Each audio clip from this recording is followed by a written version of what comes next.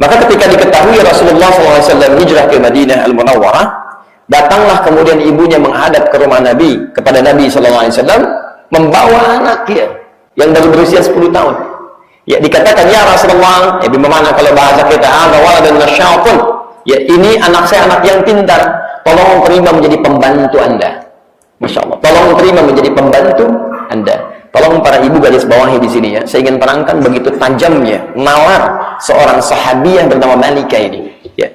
Saya pernah terangkan dalam kesempatan lain bahwa sahabat itu selalu berlomba untuk mendidik anak-anaknya supaya belajar dari kemuliaan Nabi SAW.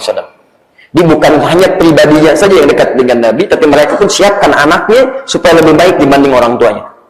Ini manhaj ya, tolong ingat betul ini manhaj ya.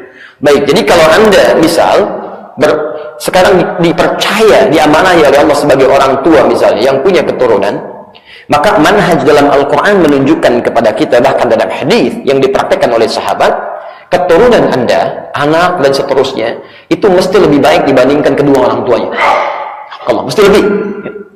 Secara logis, karena tantangan yang akan dihadapi anak-anak kita di masa depan akan lebih dibandingkan kita sekarang. Ya.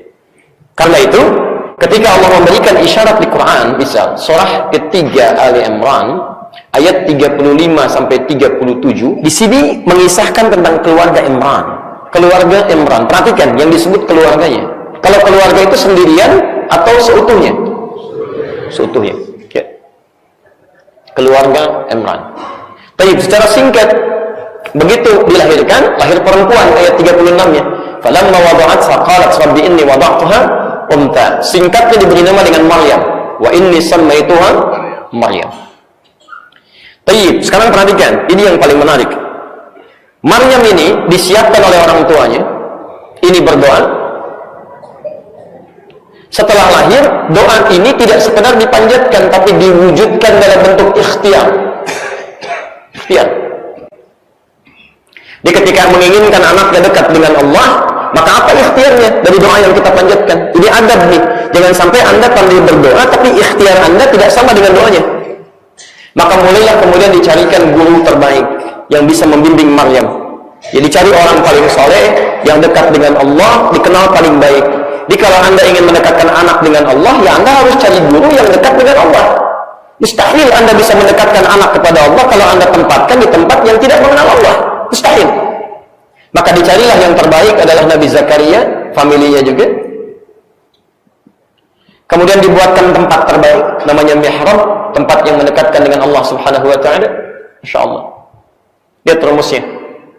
Orang tua menginginkan anak lebih baik dari keduanya, ingin lebih dekat dengan Allah.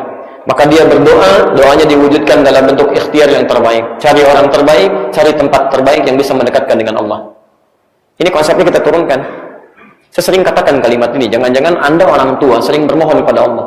Ya Allah, jadikan anak saya anak saleh ya Allah. Ya Allah, jadikan dia rajin sholat, bisa menghafal Quran. Tapi Anda sendiri menyekolahkan dia di tempat yang tidak mengenal Allah.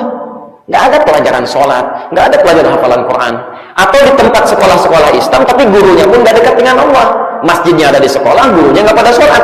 Pantas anaknya nggak pada sholat, ya gurunya aja nggak ke masjid. Nah, coba Anda cek dulu sekolahnya. Bagaimana kegiatannya sebelum Anda titipkan sekolah anak Anda di sekolah itu. Lihat, apa gurunya dekat dengan Allah, ke masjid atau tidak, bagaimana adabnya, bagaimana security-nya, bagaimana